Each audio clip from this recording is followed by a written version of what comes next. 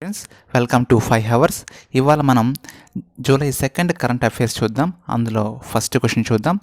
The central government declared entire area of which state as disturbed area for 6 more months under AFSPA act 1958.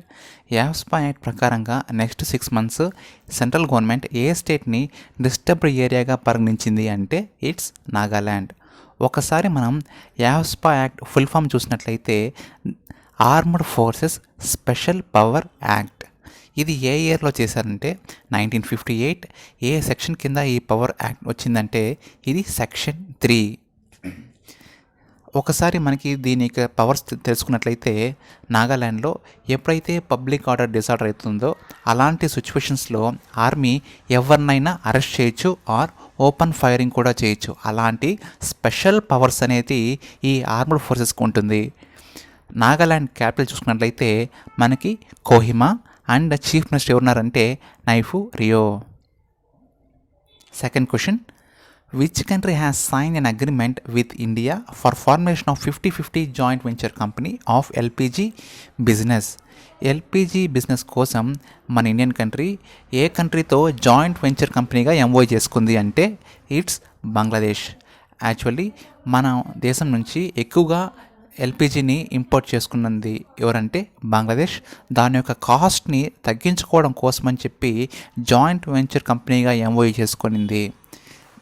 ఒకసారి joint venture company ఏ policy కింద తీసుకుంది అనే question అడిగినట్లయితే it's neighbourhood first policy కింద Bangladesh and India joint venture కంపెనీగా MOU చేసుకుంది.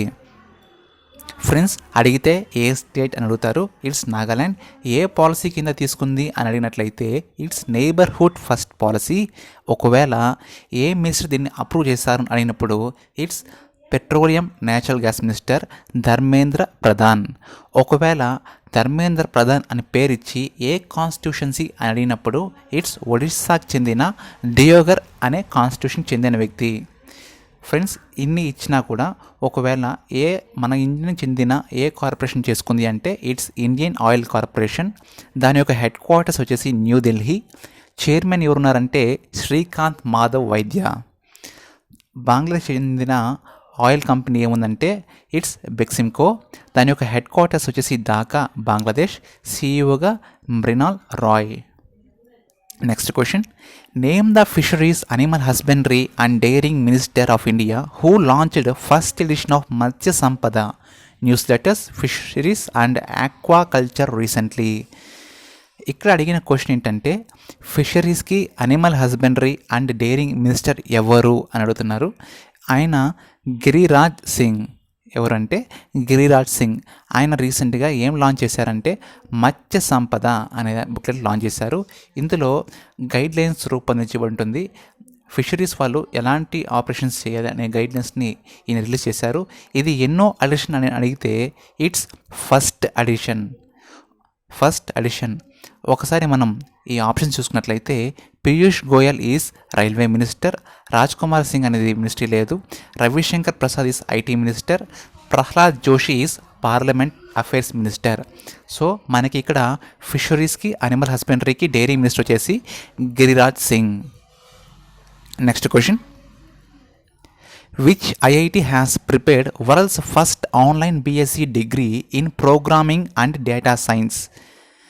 ఇక్కడ ప్రపంచంలోనే మొదటిసారిగా బిఎస్సి డిగ్రీ ఆన్లైన్ కోర్స్కి ప్రోగ్రామింగ్ అండ్ డేటా సైన్స్ అనే సబ్జెక్ట్ని రూపొందించింది ఏ ఇన్స్టిట్యూట్ అడుగుతున్నాడు. ఇక్కడ ఐఐటి మెడ్రాస్. దీనికోసం ఏఐ అంటే ఆర్టిఫిషియల్ ఇంటెలిజెన్స్కి 2026 కంతా అందులో మనకి 11 million జాబ్స్ ఏర్పడాలి అనే ఉద్దేశంతో ఈ సబ్జెక్ట్ని లాంచ్ చేయడం జరిగింది.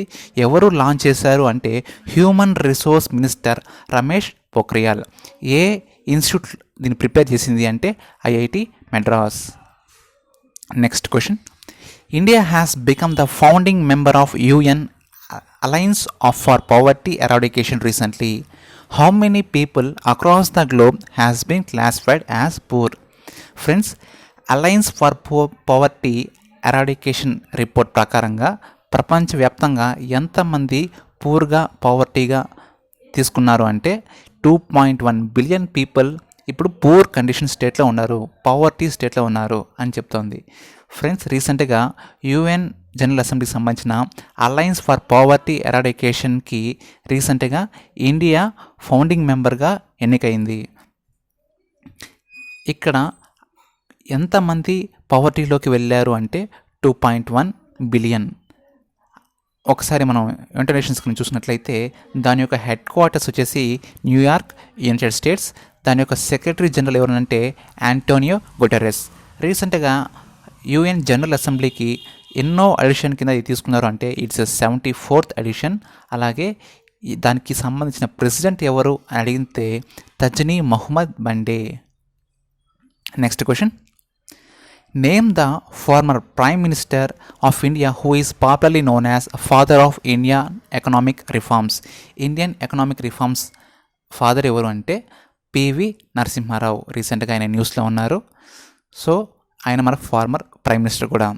Next question, the central government has made amendment in Indian stamp act and rules to implement uniform stamp duty on security market instrument with effect from July 1st, 2020.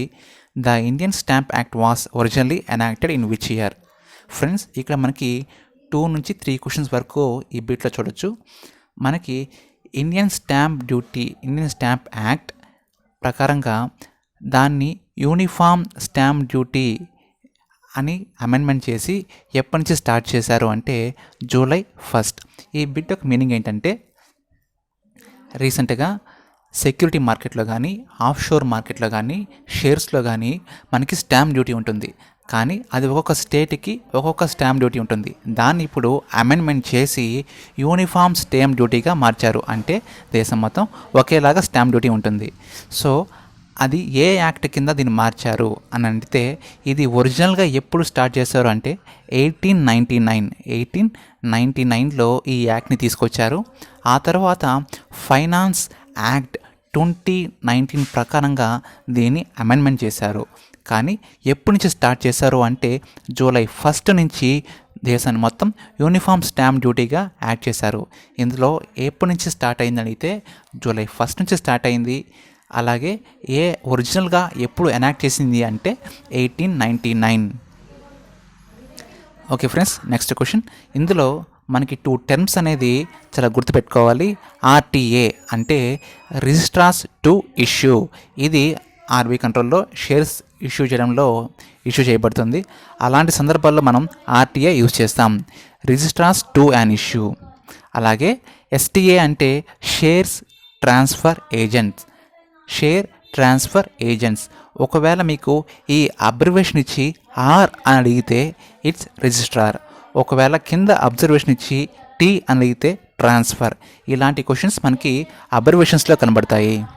అందులో next question, PM Modi has announced the extension of Pradhan Mantri Garib Kalyan Yojana till November 2020 recently. What is the outlay towards extension of the scheme? ఈ స్కీమ్ని ఎప్పుడు ఎంత extension చేశారు friends? ఇందులో మనకి first phase అయితే April నుంచి June వరకు ఉంది. ఆ తర్వాత సెకండ్ ఫేజ్ రీసెంట్గా జూలై నుంచి నవంబర్ వరకు దీన్ని ఎక్స్టెన్షన్ చేశారు. ఈ జూలై నుంచి నవంబర్ వరకు ఎంత అమౌంట్ దీనికి కేటాయిస్తున్నారు అంటే ఇట్స్ 90,000 crore, 90,000 కోట్లు దీనికి ఎక్స్టెన్షన్ చేశారు. ఇది మైగ్రెంట్ వర్కర్స్ రేషన్ ఎవరైతే ఉంటారో వాళ్ళకి ఫ్రీ రేషన్ ఇచ్చేదానికి సహాయపడుతుంది. Next question, name the organisation which along the Rocky Mountain Institute released a report titled toward a clean economy. ఇక్కడ ఎనర్జీకి సంబంధించింది. ఇది టువర్డ్స్ అండ్ క్లీన్ ఎకానమీ అనే రిపోర్ట్ని ఎవరు లాంచ్ చేశారు అంటే రాకీ మౌంటైన్ ఇన్స్టిట్యూట్తో కలిపి ఏ ఆర్గనైజేషన్ లాంచ్ చేసిందంటే ఇట్స్ నీతి ఆయోగ్. నీతి ఆయోగ్ అంటే national institutional for transforming India. ఒకసారి మనం ఆర్ఎంఐ చూసినట్లయితే ఇది ఎన్జిఓ సంస్థ. ఇట్స్ ప్యూర్ క్లీన్ ఎనర్జీ కింద ఇది తీసుకుంటుంది. దీని యొక్క హెడ్ క్వార్టర్స్ వచ్చేసి న్యూఢిల్లీ. అండ్ నీతి ఆయోగ్ చైర్మన్ ఎవరంటే ప్రైమ్ మినిస్టర్. అండ్ సిఇఓ ఎవరంటే అమితాబ్ కాంత్. హెడ్ క్వార్టర్స్ ఎక్కడుందంటే New Delhi. Next question, what is the amount that was provided by the world bank to India for MSME emergency response programme? MSME emergency response ప్రోగ్రామ్కి MSME వాళ్ళ కోసం world bank ఎంత amount కేటాయించింది అంటే $750 million. $750 million దీనికి కేటాయించింది. ఎవరికంటే మైక్రో స్మాల్ మీడియం ఎంటర్ప్రైజెస్. దాని యొక్క మినిస్ట్రీ ఎవరంటే నితిన్ గడ్కరీ. నెక్స్ట్ దాని గురించి చూసుకున్నట్లయితే వరల్డ్ బ్యాంక్ కేటాయించింది కాబట్టి దాని యొక్క హెడ్ క్వార్టర్స్ ఎక్కడ చూసుకున్నట్లయితే Washington DC, United States. Washington DC, United States. And president చూసినట్లయితే David Malpass. Next question, name the first African country which submits results for reducing emissions from deforestation and forest degradation to UNFCCC. ఇక్కడ చూసుకున్నట్లయితే first African country అంటే ఉన్న African కంట్రీస్లో మొట్టమొదటి country అంటే carbon డైఆక్సైడ్ని తగ్గించి ఆ ఎమిషన్స్ని తగ్గించి ఫారెస్టేషన్ని పెంచిందనమాట. అలా పెంచడం వల్ల గ్రీన్ ట్రిబ్యునల్ కింద మనం అమౌంట్ శాంక్షన్ చేసుకోవచ్చు. ఇలాగ తీసుకుంది వచ్చేసి ఫస్ట్ ఆఫ్రికన్ కంట్రీ ఏదంటే ఇట్స్ ఉగాండా. మనం ఒకసారి ఆర్డీడీఎఫ్ ప్లస్ గురించి చూసినట్లయితే ఇది ఎందుకు పెట్టారు అంటే reducing emissions from deforestation and forest degradation. దీని యొక్క ఫుల్ ఫామ్ ఇది. ఎందుకు అంటే రెడ్యూస్ ద ఎమిషన్స్ని ఎంత తగ్గించినప్పుడు వాళ్ళకి అంత అమౌంట్ శాంక్షన్ అవుతుంది. ఇక్కడ ఎవరు దీన్ని డెవలప్ చేస్తుందంటే యుఎన్ఎఫ్సిసి ఒక ఫుల్ ఫామ్ చూసుకున్నట్లయితే United nations framework convention on climate change. Friends, మనం చూసుకున్నట్లయితే ఈ గ్రీన్ ఎమిషన్స్ కానీ తగ్గించినట్లయితే ఆ కంట్రీకి ఏమంటే ఈ యుఎన్ఎఫ్సిసి ఏం చేస్తుంది అంటే కొంత అమౌంట్ శాంక్షన్ చేసి పెట్టింటుంది. ఆ అమౌంట్ని క్లెయిమ్ చేసుకోవచ్చు. దానివల్ల వాళ్ళ కంట్రీని డెవలప్ చేసుకోవచ్చు. దాని యొక్క ఎగ్జిక్యూటివ్ సెక్రటరీ అంటే ప్రాక్టికా ఇస్పానోసా. ఈయన మెక్సికో చెందిన వ్యక్తి. దీని యొక్క హెడ్ క్వార్టర్ వచ్చేసి బాన్, జర్మనీ. అడిగితే ఇక్కడ మెయిన్గా యుఎన్ఎఫ్సిసి హెడ్ క్వార్టర్స్ ఎక్కడ అని అడిగే ఛాన్స్ ఉంది కాబట్టి it's Bonn, Germany. Next question, what is the increase in foreign direct investment in India during 2019 to 2020 as per the India's international investment position data released by RBI release చేసిన డేటా ప్రకారంగా FDI రీసెంట్గా ఎంత increase అయ్యింది అంటే it's $19 billion increase అయ్యింది. ఒకసారి మనం ఆర్బీఐ గురించి చూసుకున్నట్లయితే ఆర్బీఐ ఎప్పుడు స్టార్ట్ అయ్యిందంటే April 1st, 1935. దాని యొక్క హెడ్ క్వార్టర్స్ వచ్చేసి ముంబై, మహారాష్ట్ర. ప్రజెంట్ గవర్నర్గా శక్తికాంత్ దాస్ ఉన్నారు. దీనికి 4 డిప్యూటీ గవర్నర్స్ ఉంటారు. కాకపోతే రీసెంట్గా ఒకరు వెకేట్ చేసేసారు. ప్రజెంట్ ఉండేది 3. ఆయన పేర్లు ఏంటంటే BP Kanungo, Mahesh Kumar Jain, Michael Patra. Next question, find the bank which has launched e Kisan Dhan app for farmers కోసం ఈ కిసాన్ ధన్ అనే యాప్ని ఏ బ్యాంక్ రూపొందించింది అంటే ఇట్స్ హెచ్డిఎఫ్సి బ్యాంక్. రీసెంట్గా ఫార్మర్స్ ఏ పంట వేయాలి అనే దాని యొక్క పూర్తి ఇన్ఫర్మేషన్ అలాగే బ్యాంకింగ్ సర్వీస్ని కూడా ఉపయోగించుకోవడం కోసం ఈ యాప్ని రూపొందించబడింది. ఎవరు దీన్ని రూపొందించారు అంటే హెచ్డిఎఫ్సి బ్యాంక్. ఒకసారి హెచ్డిఎఫ్సి బ్యాంక్ గురించి తెలుసుకున్నట్లయితే ఇట్స్ హెడ్ క్వార్టర్స్ వచ్చేసి ముంబై, మహారాష్ట్ర. చైర్మన్గా Deepak S Parekh and managing డైరెక్టర్గా ఆదిత్య పురి. ఫ్రెండ్స్, ఒకవేళ మేనేజింగ్ డైరెక్టర్ ఇచ్చి ఆప్షన్లో 2 పేర్లు ఇచ్చినప్పుడు కన్ఫ్యూజ్ అవ్వకండి. మేనేజింగ్ డైరెక్టర్ వచ్చేసి ఆదిత్య పురి అండ్ చైర్మన్ వచ్చేసి Deepak S Parekh. Next question, which bank is setting up an e-commerce portal named Bharat craft for marketing of products manufactured by MSME. రీసెంట్గా ఎంఎస్ఎంఈ మ్యానుఫ్యాక్చర్ చేసిన ప్రోడక్ట్స్ని మార్కెట్ చేయడం కోసం భారత్ క్రాఫ్ట్ అనే పోర్టల్ని ఏ బ్యాంక్ రూపొందించింది అంటే it's State Bank of India. ఇది మార్కెటింగ్ చేయడం కోసం అనేసి భారత్ క్రాఫ్ట్ అనే పోర్టల్ని రూపొందించింది. ఒకసారి State Bank of India. Next వచ్చేసి Raj Kiran Rai ji tenure as MD and CEO of which bank was extended for 2 years? MD and CEOగా రాజ్ కిరణ్ రాయ్ని ఏ బ్యాంకు నెక్స్ట్ 2 ఇయర్స్కి ఎక్స్టెండ్ చేసింది అంటే it's Union Bank of India. Union Bank of India గురించి తెలుసుకున్నట్లయితే it's headquarters వచ్చేసి ముంబై, మహారాష్ట్ర.